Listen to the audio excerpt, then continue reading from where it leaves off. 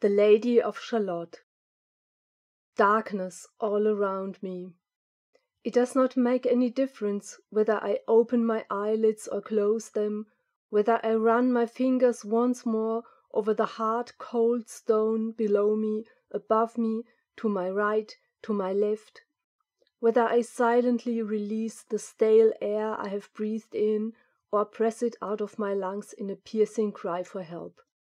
Everything I find is solitary darkness. Darkness all around me, and the pain is clawing at my insides. A soft, babbling murmur of water is reaching my ears, muffled by thick layers of rock. This is all my senses can distinguish. A constant, calming to and fro, like the swaying of a boat, like far-off hoof-beats, like the beating of a heart, like the movement of a weaving shuttle, like the monotonous passing of minute by minute, hour by hour, day by day, year by year of a meaningless life. Slowly, wave by little wave, memories are returning. The river, thus I used to hear it murmur through my window every day, deep below me, while I was sitting at my loom, weaving thread by thread into the enormous, complicated tapestry that made up my life. A tapestry capturing shadows, captured by a mirror, capturing the window. No more than that could I glimpse of all that the world outside was offering in myriads of shimmering colors, the world beyond my palace which was not mine, my island which did not belong to me, my prison I had not chosen. Others had placed me inside this tower, others had told me to weave, others had warned me that a nameless, unknown, inescapable curse was upon me, that I was forbidden to stop weaving, that I was merely allowed to see shadows instead of reality, that I must not look out of the window towards Camelot, that I was not to share their unfettered life. Do I regret having broken the taboo? Having challenged the curse, having risked my life, having lost? All for one glance, one dream, one fleeting glimpse of a man forever out of my reach? I do not know.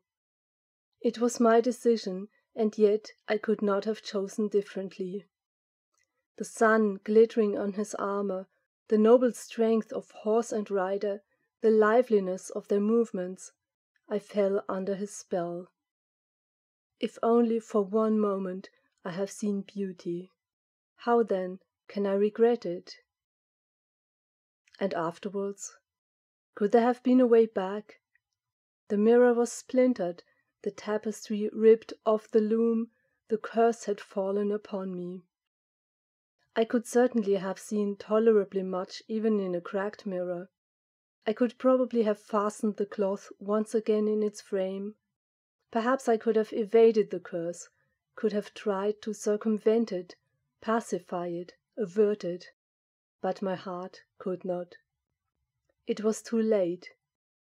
What I had seen once, truly seen, could not be forgotten. The sun, how it glittered on the river, the willows, how their leaves shivered above the water, the lilies, how they were dancing in the wind, the magnificent city, how it beckoned me white and majestic. What I had perceived once, truly perceived, had sealed my fate. Lancelot, love. So I clothed myself in my white dress, my most beautiful dress, my purest dress, my wedding dress, my funeral dress. So I left the tower, so I looked for a boat, so I lay down inside and gave myself over to the stream that would bring me closer to Camelot, that would bring me closer to Lancelot, even though I knew that all that would reach them would be the boat with my body within, lifeless, frozen, and my name on the prow, the Lady of Shalott. All around me in this cave, in which I found myself some time after I had interwoven my dying melody with the waves amidst the surging water, after my blood had slowly frozen in its flow, after I had lost all consciousness. All around me in this cave it is dark. Is this now my grave? I do not see anything, and yet I do not feel dead. If I have really died, passed away, slowly turned cold, why then can I feel the tugging of unfulfilled longing, the stinging of unrequited love? Why then does the remembrance of Lancelot's sable curls, his glimmering eyes, his upright bearing burst my heart as the curse split the mirror? Why does my consciousness float helplessly through uncertainty like the tapestry of my life ripped off the loom? Slowly my eyes are filling with tears. Lancelot, I whisper into the dark, did you notice me, if just for 1 second? Did you favor me with one look from your eyes, or did I die altogether in vain? You are not alone here. I start violently. The male voice issued from further back in the cave, even though I am sure I have felt my way along every inch of its walls. Who are you? I venture forth cautiously, making an effort to control my shaking limbs and voice. I am a prisoner in the cave of death, just like you. Now the voice sounds closer, as if the person was about 3 feet away from me. In vain I am trying to pierce the blackness with my gaze. I know who you are, the stranger speaks again, and what is said about you in Camelot. In Camelot? You have been there? I swallow hard.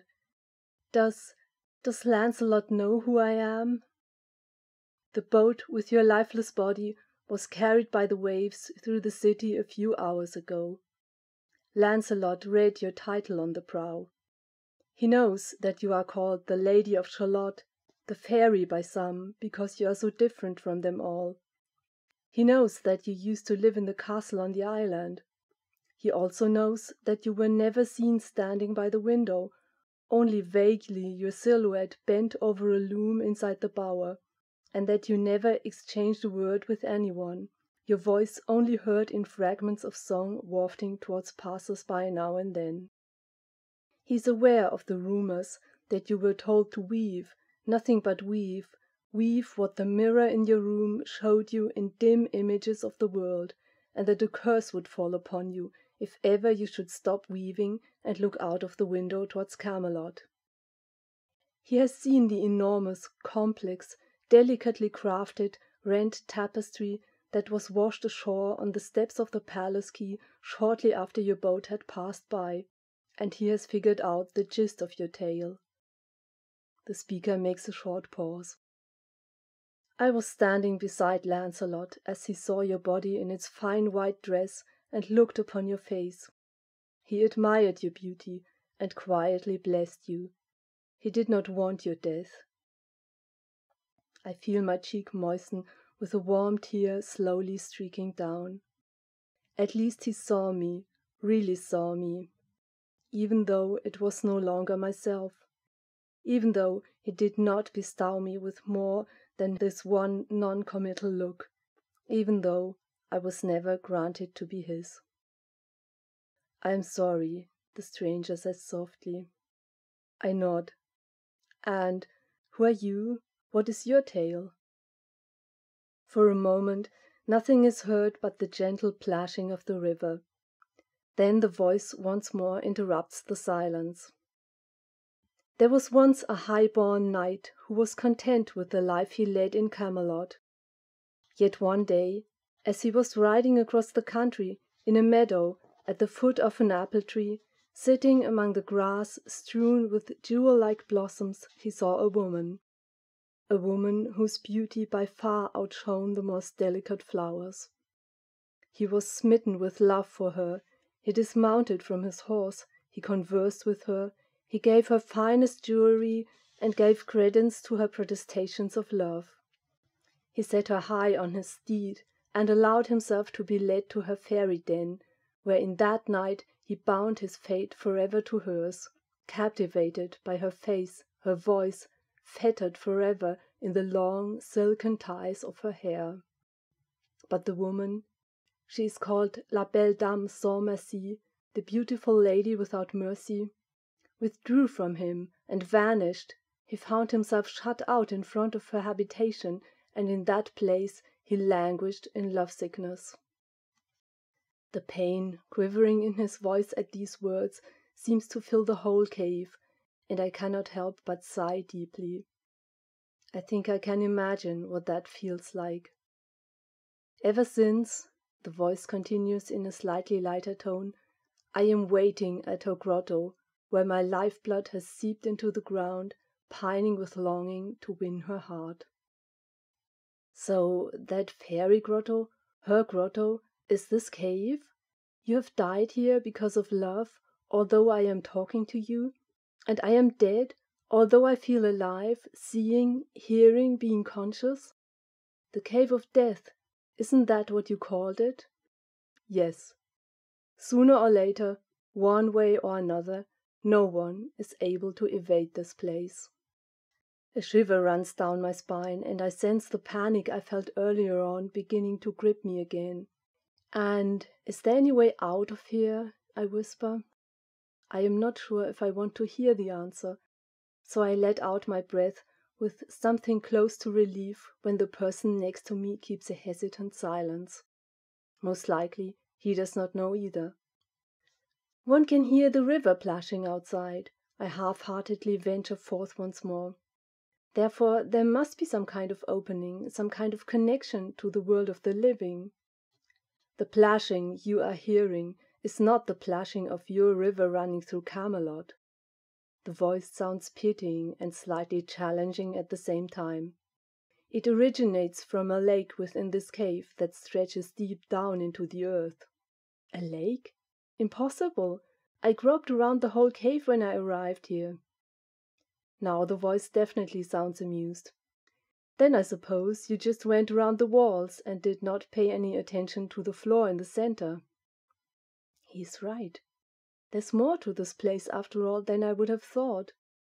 And perhaps this lake, if one dived deep enough, might lead into freedom. Now my sense of adventure is wakened, my pioneering spirit, my hope. Is there any light around here so that one can see something? I asked breathlessly. There is a short pause. I have light with me, he then says hesitatingly, almost unwillingly. I could ignite it for you, but... But what? I shout impatiently as he does not continue. Then you would see me. I laugh out loud, I cannot help it. So what? Are you that ugly that you do not want to risk that? He's silent, and I feel uneasy. I did not mean to offend him. Nobody can see me and not die. At first I think I must have misheard, but the words were clear and unmistakable, even if I do not understand their meaning. Are you serious? I finally stammer. Deadly serious. I do not doubt it, even though I discern a slight grin in the bodiless voice at this pun. It is the same as with Lancelot, he continues, only far more inescapable. Once you have seen me, you cannot go back. Once you have seen me, you will die. A bitter laugh escapes my lips. That's something I've got practice in, haven't I? Through the darkness, I seem to sense his gaze resting on me speculatively. You have not truly died yet. That was only a foretaste, even if it felt like the real thing to you. But your body, each body, is only a shadow, a reflection in a mirror, a metaphor. I keep silent, pondering his words. At least this would explain why I'm still capable of feeling. Would you like to see me? I start at this abrupt address. My nose deeply breathes in the stale, musty smell of the cave. My gaze is refracted by its blackness. Gently, I hear the invisible water lapping, beckoning me like back then the river beneath my window. For a moment, like a vague memory, like the sunlight flashing off Lancelot's armor, the fragrance of the lilies seems to waft through the room.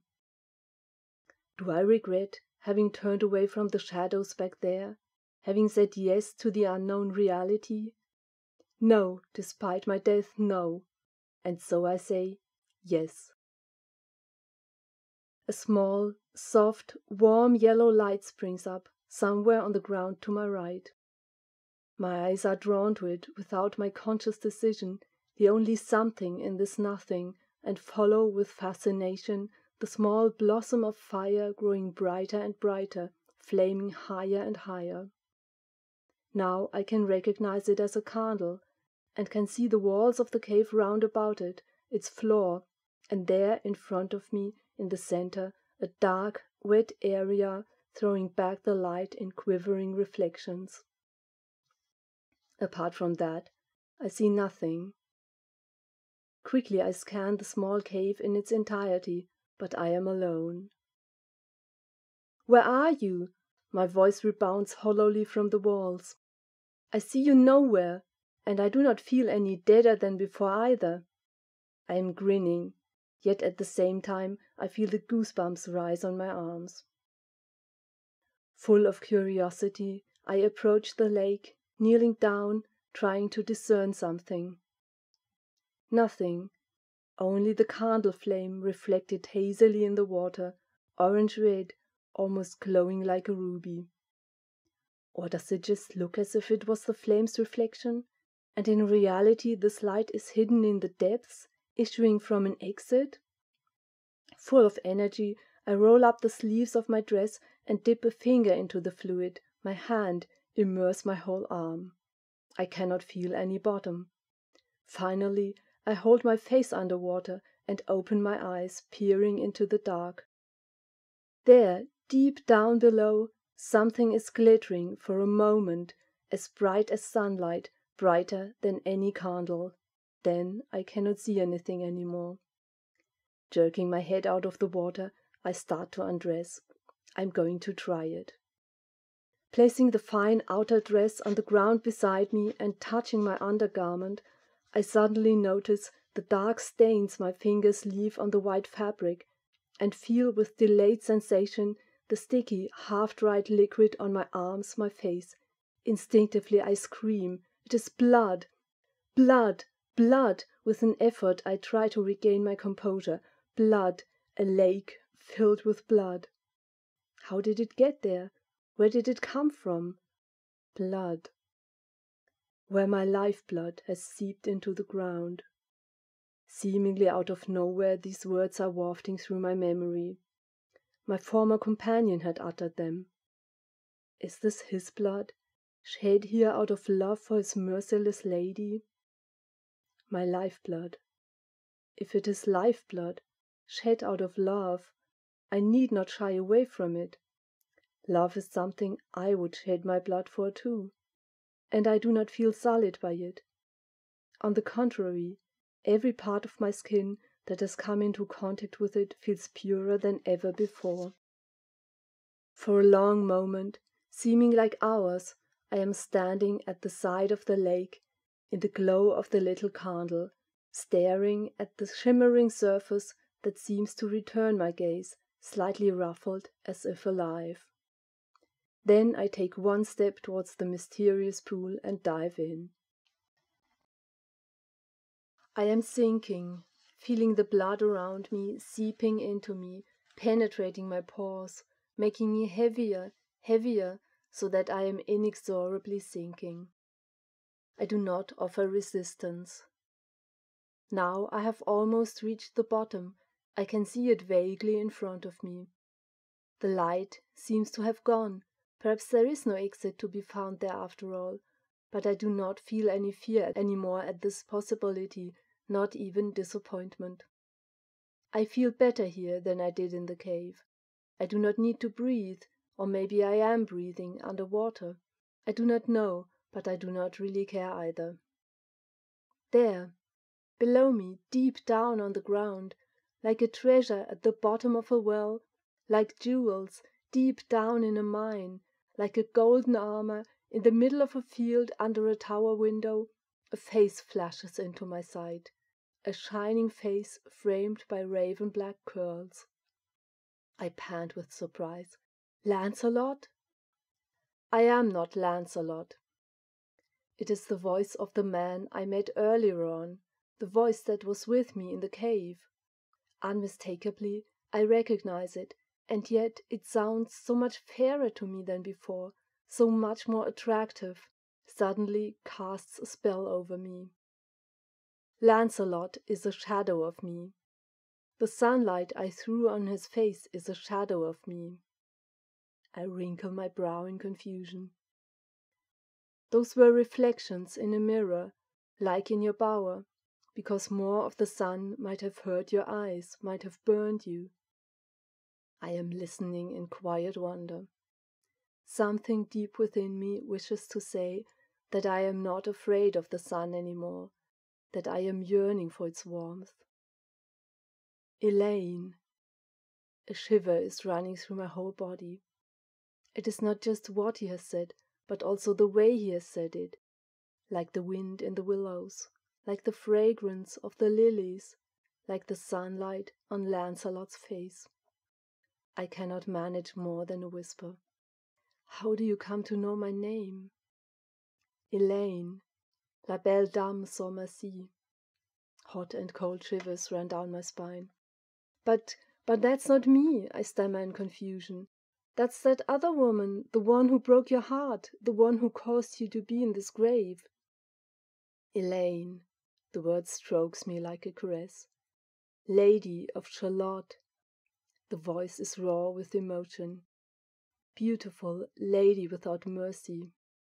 The water, the liquid air all around me are vibrating with passion. You are the one who has captured my heart. You are the reason why I am here. In all your longing, you have not come to know yet what love, what grace truly means. May I reveal it to you? May I make you, my beautiful lady, rich in mercy? Yes, I whisper. Whoever you are, make me yours. Suddenly, something flares into my field of vision again, above me now, but it is no face, just an eye. One single eye, and I feel it stealing my heart with one glance, one look, full of love, full of longing, full of indescribable beauty, like deep green gardens rife with mysterious scents, like meadows glittering with diamond-like dewdrops, like a pure, clear, effervescent spring of life-giving water. The eye, large, calm and pulsating, at the same time mysteriously dark and shiningly bright, gazes directly into mine and probes deep down to the ground of my soul, and I am lost to anything else. Nobody can see God and live. His voice softly breathes in my head. And now, as clear as day, I realize the meaning of this statement, the inescapable logic of one of the manifold facets of its unfathomable truth.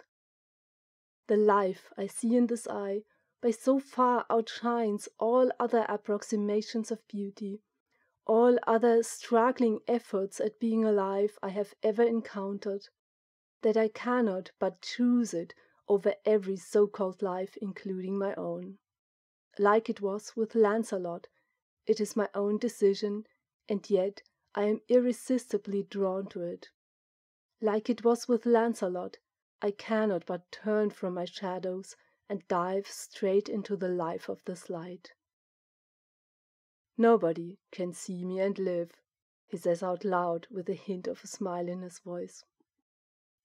Then let me die and be with you. Never before in my life have I been more serious about anything. Never have I been surer of anything. Never have I wanted anything as wholeheartedly as this. Then kill me and let me be with you. The eye is fading, and yet I am aware of its presence above me, below me, around me, in the blood covering me on every side. Whoever eats my flesh and drinks my blood remains in me and I in them. The words are gently echoing through my mind. Being within each other, entwined, united, forever, this is what I want. I open wide my heart, allow his blood to stream into the innermost corners, drink it into every cell, his lifeblood, and I am the one he has shed it for, his love. He, his blood, his life, in me. In him, in his blood, in his life, I. Whoever eats my flesh and drinks my blood has eternal life. How do I eat your flesh? I timidly ask into the close vastness. By allowing your flesh, your flawed human nature, your earthly life, your body and your soul, to be replaced by my flesh, my perfect nature, my eternal life, my immortal body, my immaculate soul. I am ready. Instinctively I feel how the body I still have, how my being is progressively being dissolved by the blood in which I am floating, is being further and further reduced. But how can your flesh now be formed around me, since I am only swimming in blood, not in flesh? I ask, slightly perplexed. A new creation. The words are vibrating through every molecule of the blood. And I realize the power inherent in this lifeblood, the power to create something out of nothing. Will I die completely? Will every particle of me dissolve, so that I will be completely gone and something totally new will take my place? I would be content with that too. I am not afraid anymore. And so I am asking, seeking, waiting, while I am watching and feeling myself dissolving. Suddenly I notice that the process has come to a standstill. I'm still there. I still exist. I still have a consciousness, and with this consciousness I perceive myself. I am a tiny nucleus, an incomplete part, a half, in need of a complement like an oversight. And there, in the blood imbued with life, I can see it, my partner cell, the sperm cell, my completion. It is a mystery I will never fathom fully, but in this moment I realize that he has reduced himself too, reduced himself to a minuscule, incomplete cell, died just like me, conformed to me in all things, died first before I did, already died by becoming a human. The small half-cell, which was complete and made itself incomplete for my sake, is slowly floating towards me, drawn by mutual longing. It places its invisible hand on my invisible door, the door that recognizes the imprint of this hand, the imprint whose memory is implanted in it, the imprint for whose original alone it will open. And as in the strongest metaphor of this world, in which two cells unite and fuse to bring forth earthly life, I am truly begotten, and eternal, incorruptible life is brought into existence. As if harbored in the shelter of a mother's womb, I feel his flesh being formed about me.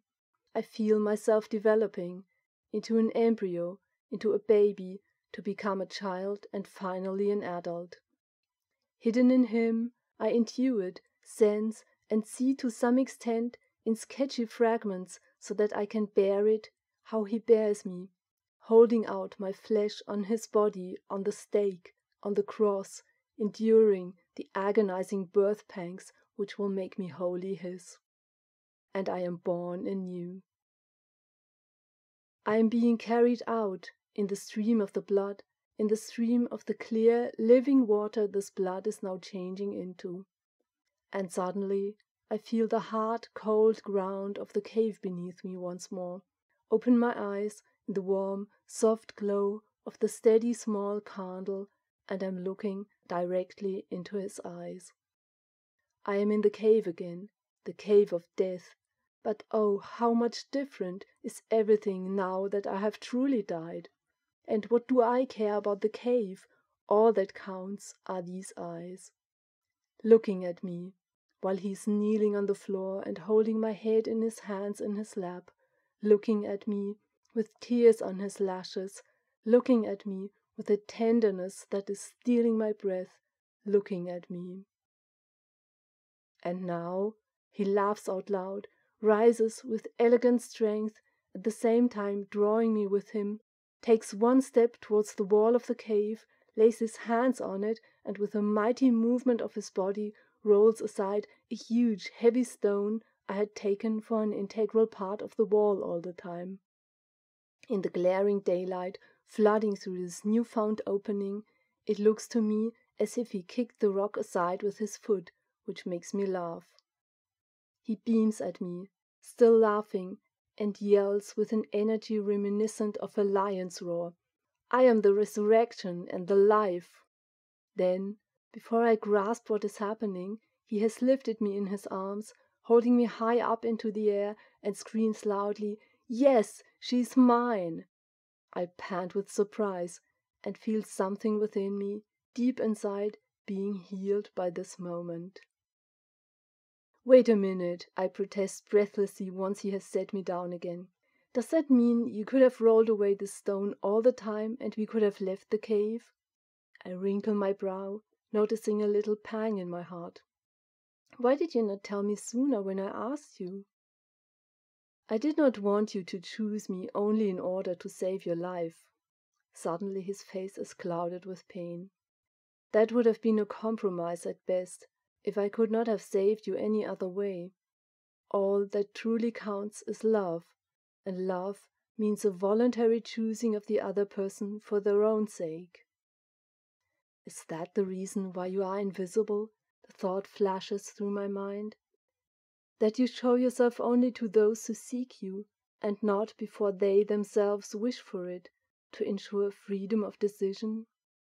That you offer yourself only in such a way that you may be rejected, and that it pains you if others try to impose you on someone?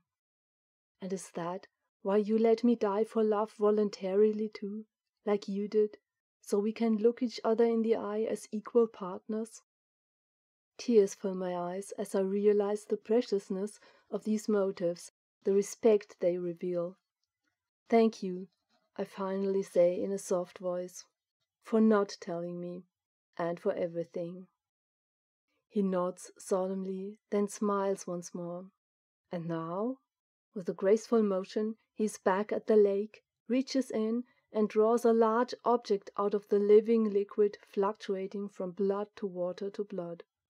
In the rays of the sun, now stroking the sheet of water, I recognize the partly rent, waterlogged towers, houses, trees, animals, landscapes, people that I had been painstakingly working into a tapestry throughout my life, my other life, at that loom.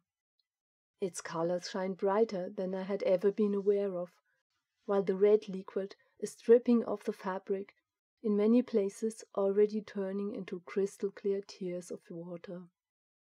A strange medley of emotions is soaking me as I finally turn my gaze away from the work of a lifetime and look at my companion with questioning eyes. "And now what?" "Now we will deal with your former life, which is now our shared life. Just as your new life, my life, is our shared life." I see him grin. "It is now cleansed in my blood, but if you do not mind, I would like to weave in yet a bit more of my light, loveliness, and purpose." Pain shoots through my insides, and I cast my eyes down. How could that be possible, since it is over and cannot be relived? I have already finished my course and have died, if you remember. "Elaine," I feel the gentle touch of his hand on my shoulder as he is turning me around to face him. "I am above time. Whether a life is given to me, chronologically speaking, at its beginning, at its end, or any time in between, does not change the fact that I will transform that web into a garment of meaning and beauty. I keep silent. You do not believe me? He sighs. Look, yonder knight of whom I spoke in the cave was not me, as you thought at first.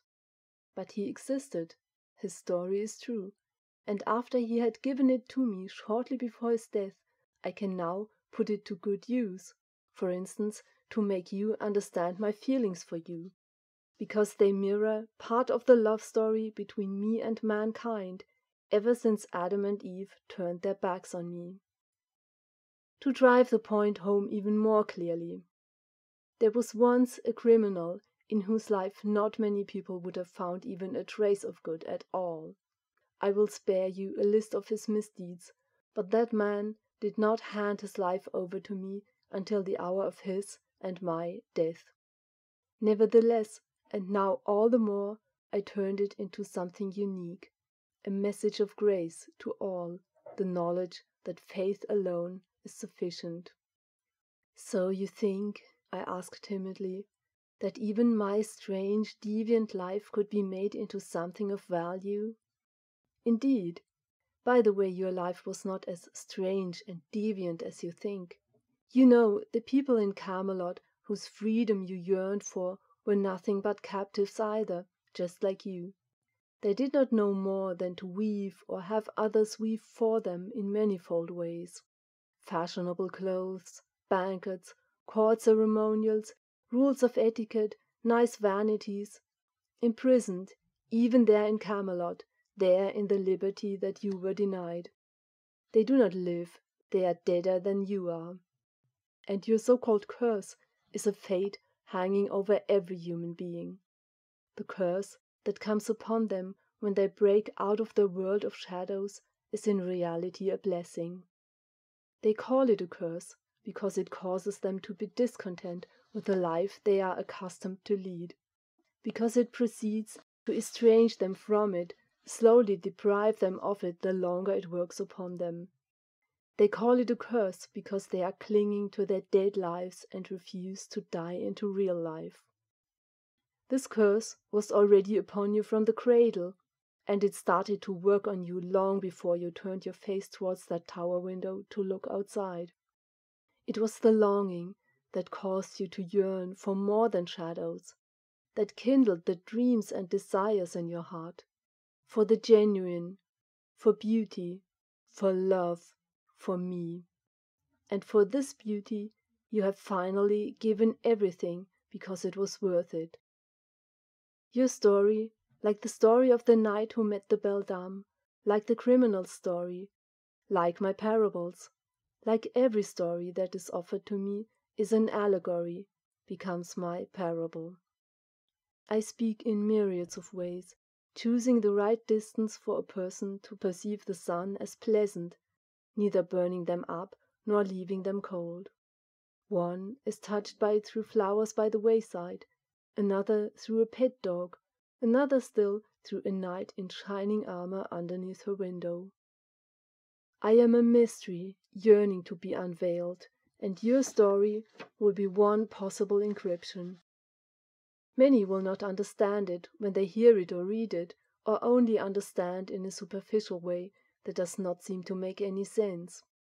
But there will be those who need exactly your parable, to whom it will reflect the sunlight in exactly the right interval and angle of incidence, in exactly the right intensity and most appealing light. I am scrutinizing him pensively, suddenly feeling strangely light at heart. He gently takes my hand. You will see, but now come. I smile, clasp his hand faster, walk beside him and quicken my pace, start to run, my gaze directed towards the garden in front of us, the vast, lush meadow, to dance barefoot with him in its grass, surrounded by morning dew, glittering like the sparkles in his eyes.